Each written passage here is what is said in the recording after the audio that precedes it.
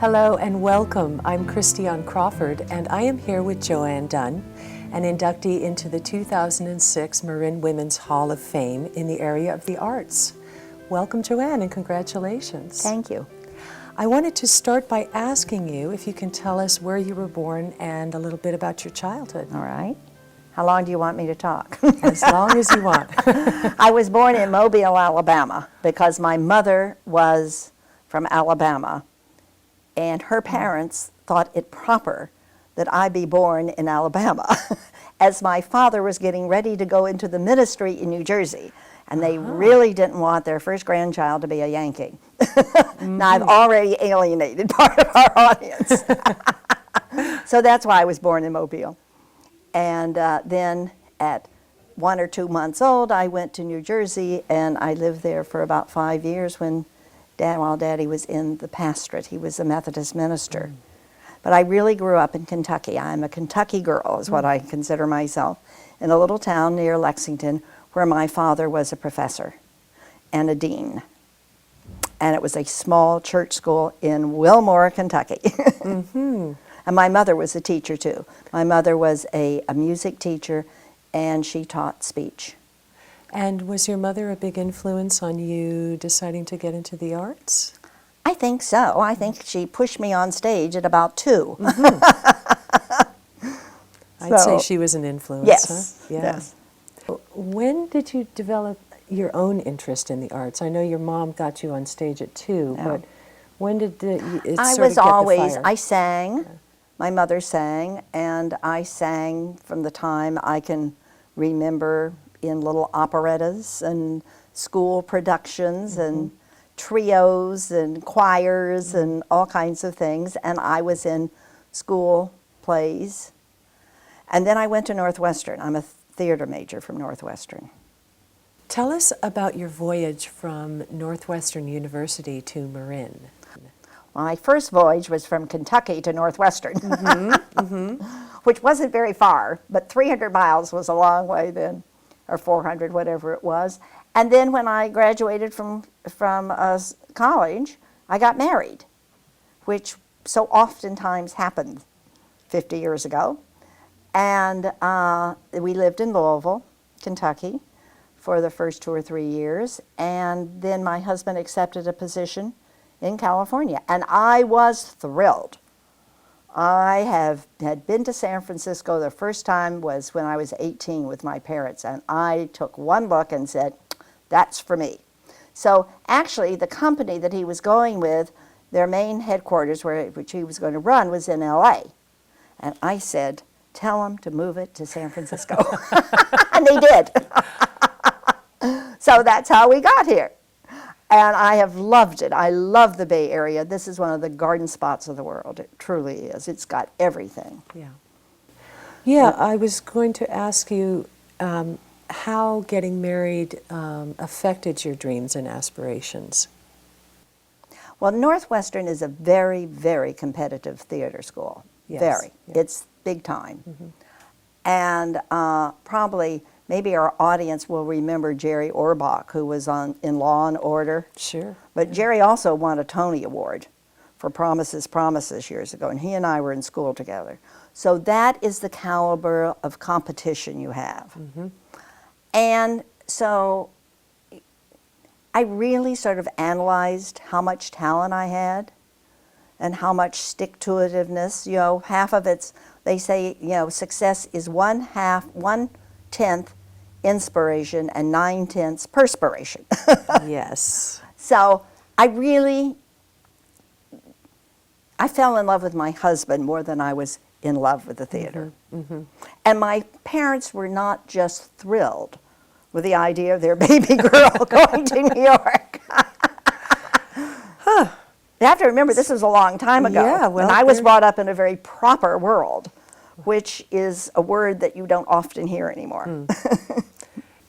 Who were some of your main role models, mentors? My mother. Your mother. My father for his discipline, some teachers that I had, Acting but maybe, teachers? yeah, And lit. I love literature, English, and I love, part of the understanding of a lot of roles is understanding the script. Absolutely. And so I, had some wonderful teachers that were very intellectually stimulating. Is there anyone who stands out as being most supportive? Is that, would you say that's your parents, or is there someone else who? No, I think it would be my parents, Your parents, really. Yeah. I'm an only child. So Yeah. my mother was a lot of fun. And we did a lot. We sang together. We were in theater together. We did a lot of things that were, so yes, I think it was probably Mama.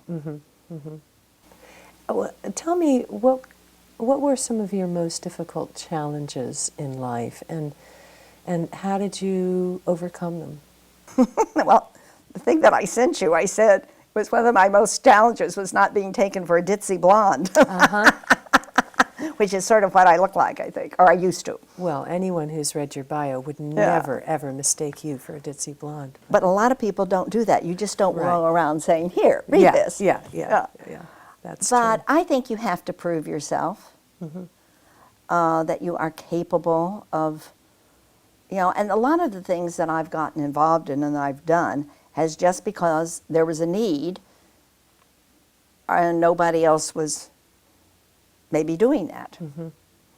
And I had the time and I had the energy. Right. I'm very blessed by having energy and good health. And that's terribly important for, a lot of, success in life, I think. Yeah. So I don't know if I had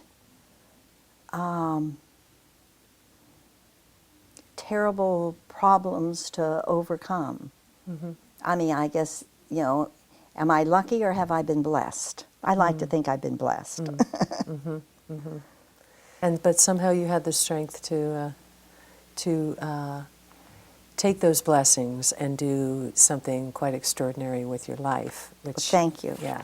Well, my father felt that you should be a contributor. My mother and father both felt. I was brought up by two professional do-gooders, that you tried to make the world a better place in whatever capacity you were in. Is that what led you to volunteering? Yes, I think so. Okay. I didn't have to work to support myself. And so I had the time then to spend, giving of myself. And I've done amateur theater, which has been fun. I've done a lot of children's theater. It fit in my life. My husband was not particularly interested in traveling all week and coming home and having me say, dinner's in the oven, I've got to go to rehearsal. So a lot of theater, you rehearse at night, whereas children's theater is done a lot with women. And so I've been in children's theater for 45 years, almost ever since I've been here. Well, I have a short list here of some of your work as a board member and fundraiser. And I guess we start out in 1970 with Youth in Arts. You founded that. Along with a couple of other women. Okay, of course. I was one of three founders. You were on the Marin Arts Council. Yes, I was one of the original Arts Council. And Artworks Downtown. Is what I'm doing now. Is what you're doing now. Wonderful. Yes, wonderful. for almost 10 years old. And then also you were on the board of the Marin Ballet. Right. The Terwilliger Nature Education Center and Wild Care.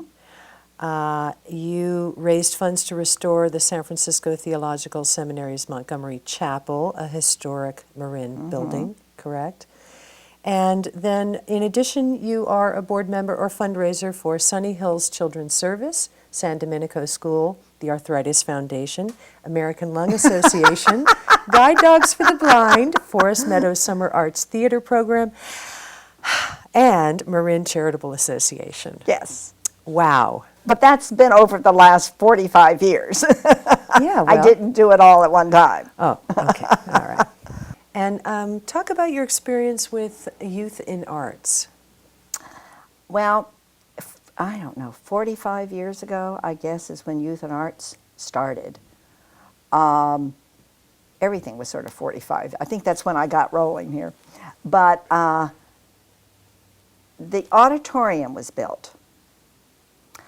And the Marin Veterans Auditorium, the Marin Center, was being developed. And for the first time, Marin had a stage. Everybody used to have to beg, borrow, and steal a stage. The symphony Marin Symphony performed in a gym, I think. Children's theater performed at San Rafael High. Sometimes we'd get College of Marin, but we always had to play second fiddle to the school activities, which was only natural. Mm-hmm. So for the first time, Marin had a theater, a stage that they could use. And 4 organizations got together, the Marin Ballet, Junior Theater, which is mask unit now really, the Marin Symphony, and an art association, and said, let's start a cultural enrichment program for basically grade school children in Marin County. Mm. We're all doing little bits and pieces. We now have an auditorium. Instead of going to the classroom, which is wonderful, and I believe in that, and Youth and Arts certainly does that, but we can do this on a bigger scale, reach more children. And so that's how Youth and Arts was formed, and there was really 3 women that worked on it. Nina Kopich, Phyllis Thielen, and Phyllis is one of the inductees into the Hall of Fame a few years ago, and myself. And Nina was supposed to really be the executive director when we got started, but things in her life changed, and so I was, there and walked on stage, and it was wonderful fun. So we formed a board of the 4 organizations that I mentioned. Each organization sent 2 people to the board. And a school district over in Corte Madera, a principal let us use the special ed teacher's office. So when she wasn't there, we took our own typewriters, our filing cabinets were boxes. We had no money, and Junior Theater, which is mask unit now, had $3,000, and they put up all of their $3,000 to help start this and then finally, Mrs. Kent, I think Alice Kent, helped us get money from the San Francisco Foundation. That was long before the Buck Fund, Mm-hmm. And, we were signing contracts, and we were bringing in professional theater groups and all kinds of organizations, plus using our own Marin County. We were merrily signing contracts without very much underwriting, but we had a lot of faith. Mm-hmm. And it was a success. And gradually the program I was the first, we called me the coordinator, but I would be called now the executive director, mm-hmm. non-paid. Mm-hmm. However, I did have a partially paid secretary, since I do not type very well and cannot spell at all. And so she was necessary. She was necessary. That was wonderful. And the ballet, after the school, the ballet gave us an office for a while. A lot of the community has been very, very, the community has been very supportive. Mm-hmm. And it grew and grew, and now Youth and Arts has Artists in the Schools program. Mm. They have a whole program where they send in artists who work with the core teachers in their curriculum, maybe teaching history and all kinds of different parts of art that fit into language skills and history and geography. And you're an actress and an artist. You know that this is all art is part of life. Yes, I do. But I find it really interesting that you're integrating art into the mainstream courses in schools. Yes. And showing the relationship that art has to life, which is often ignored. That's right. Yeah. And art is oftentimes the first program to be dropped. Yes. If there is a cutback, and that's another thing. Maybe you asked me what my challenges were. I think fighting for money is Great. That's and a a huge position. one. Yeah. I mean, there are some states, I think Washington, art is a core curriculum. I mean, it is a line item budget item. And that was always one of the goals of Youth and Arts, that art is important. Right. And I have a saying that it's not fair for art to have to compete for the same dollar with the abused child. Right. But I say that art and God develop the soul. And if the soul isn't developed, nobody's going to care about the abused child. And what about the Marin Arts Council? I don't know how old the Arts Council is. I can't remember when it started, but so many little arts groups are big arts groups.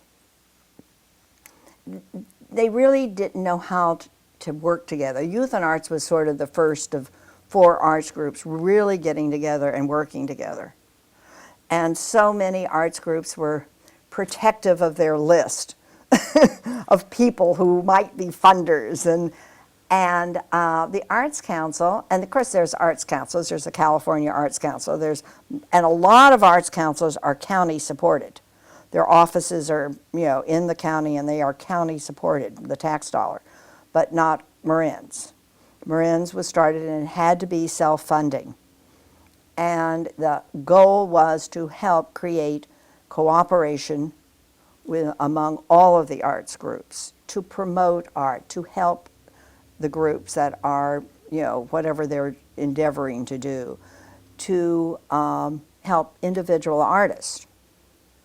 And the Arts Council has been a channeling for money sometimes to individual artists, where they apply, 2 or 3 disciplines are picked a year, and then artists that fit into that program can apply for an artist grant, which helps support them while they do their art. I mean, several of our artists at Artworks downtown, most of them have other jobs. Several of them are chefs, which is very artistic. Thank goodness for restaurant Yeah, work, or right. there wouldn't be any No, actors. right. And what about now? Tell us a little bit about what you're up to now. Artworks downtown, 10 years ago, we'll be 10 years old next year. And there were 6 or 7 San Rafael residents, we're all friends, who got together and decided to open an art center. One of the reasons why downtown San Rafael was pretty dismal. At one point there were 11 boarded up storefronts in downtown San Rafael. And this happens to towns. The shops move out to the malls and downtown starts to die. And so everybody would look and say, something should be done. This is really too bad. And we decided we would be 6 of those people that would do something. So we started an art center, and now we own, between C and D, on the, west side of the street, on 4th Street, almost half of the block. The bank, and we own it. Yes. What goes on we there? have 30 or 40 working artists that have studios there. Wonderful. And we have a ceramic center, and we have 17 affordable apartments upstairs. We have some commercial storefronts. And the Artworks downtown is that art does work downtown. It is good for the community, it is good for business, and it's good for the artist.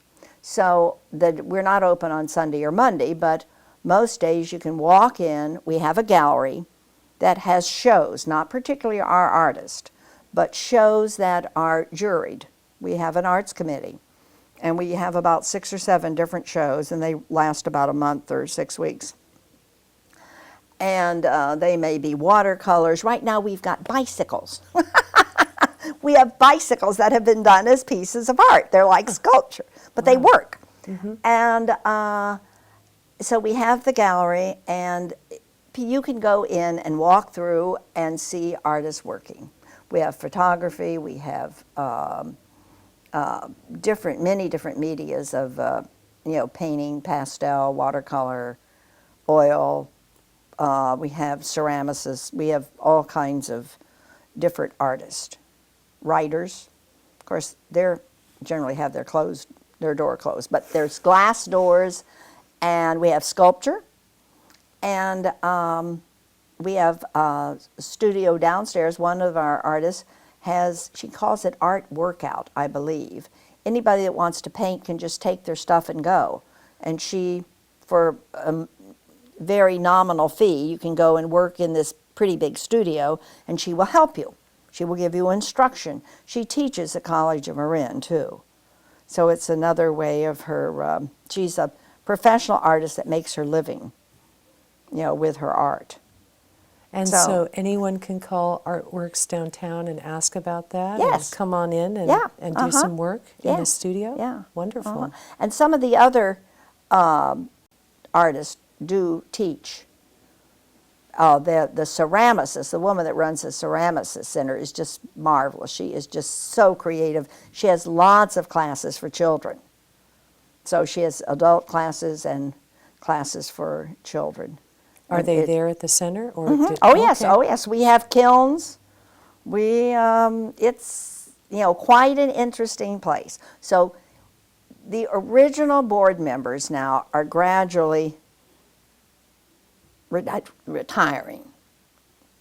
And our goal is to bring on young, new, energetic, inspirational new board members that can run with this, because it's a success.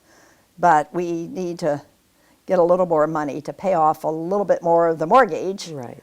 Because a lot of young, enthusiastic people who are board members are willing to work, but they have limited funds to give. Right. So so I hope that we're going to burn one of the mortgages in '07 and have a big party. Yeah. Is there anything, is there any advice that you would give to young people, in particular young women, since you have worked with children and youth so much? Well, my best advice is to think. So many people just let life happen to them. And they don't really think. They don't have goals. They don't have objectives. They don't use their brain. They make a lot of poor choices. Women are famous for it. Right. Making poor choices. And life is a series of choices. Yes. So you would say creating goals. Right, creating goals. Thinking. Thinking before you jump into something. Is this really what I want to do? What is my commitment? Right. Is your commitment a month or 50 years? I've been married 50 years. Yeah. I noticed in your bio that your father was a minister, and you also mentioned God as being one of your main influences in life. And so I was just hoping you could talk a little bit about how that influenced your life choices. Well, I'm a committed Christian, and I try to live by the principles that are in the Bible. I go to Bible study every week. I go to church every week. I pray. I study the Bible. And that truly is a commitment that I use in making choices. What I think is right in the eyes of the Lord. So I would say, yes, it's a very governing part of my life. And I must say that as I got older, it became more and more a part of my life. growing up in a Methodist minister's household, you can hardly wait to get out and sin a little bit. Fortunately, that didn't become a big part of my life because it can ruin your life. I mean, all we have to do is look around in any high school and see lives that are ruined by bad choices. And so, anyway, I am very grateful. Also, I had a father that was running after me saying, "Thou shalt not," for which I am grateful.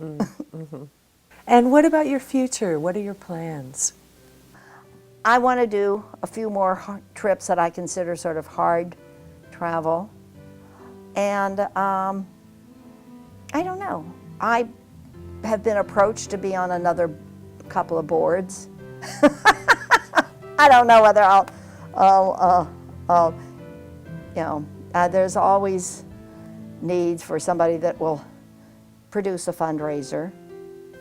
Well, you've already done such incredible work for the community. Thank you. Anything else you do is going to be gravy. Oh, Yeah. well, thank you. Thank you very, very much for joining us today. Thank you for having me. It's been fun. I've had a good time. I've had a wonderful time. Good.